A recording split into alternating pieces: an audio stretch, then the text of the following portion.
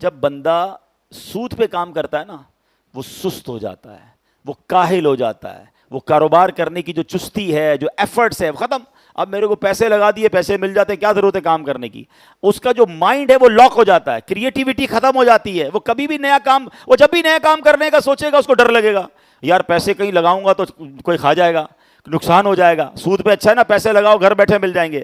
تو ایک تو معاشی ایکٹیویٹی ختم ہو جائے گی. یعنی شریعت کے اصول کا فائدہ دیکھیں کہ اگر کسی امیر کی جیب سے نکل کر کاروبار شروع ہوگا، مثال کے طور پہ وہ فیکٹری لگائے گا تو سینکڑوں لوگوں کو جاب ملے گی، ٹھیک ہے نا. اور جناب اس کے بعد کام آگے بڑھے گا تو مزدور اس فیکٹری میں سامان لینے آئیں گے، را مٹیریل نکلے گا تو کٹ پیس والوں کا جو بھی کام ہے اس کا فائدہ ہوگا.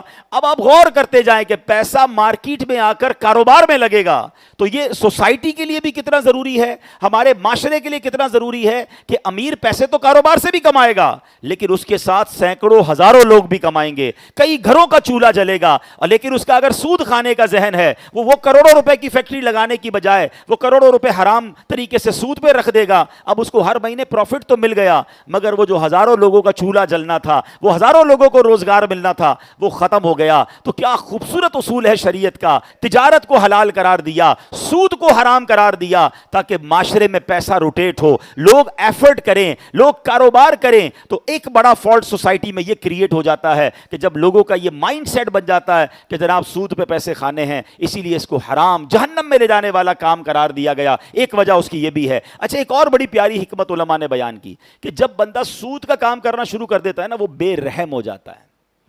ہاں، اس کے اندر سختی دل سخت ہو جاتا ہے تو اس کو اپنے پیسوں کی فکر ہے. سامنے والا ریکویسٹ بھی کر رہا ہوتا ہے کہ یار میرا اس بار دھندا نہیں ہوا، میرا کاروبار نہیں ہوا، میرا پیسے نہیں ہیں. بھائی جان مجھے کوئی فرق نہیں پڑتا، مجھے میرا اماؤنٹ چاہیے، مجھے میرا نفع چاہیے. بے رحم. اچھا، پھر جب سود کا کام کرے گا اتنا سخت دل ہو جائے گا کہ وہ کبھی قرضہ نہیں دے گا.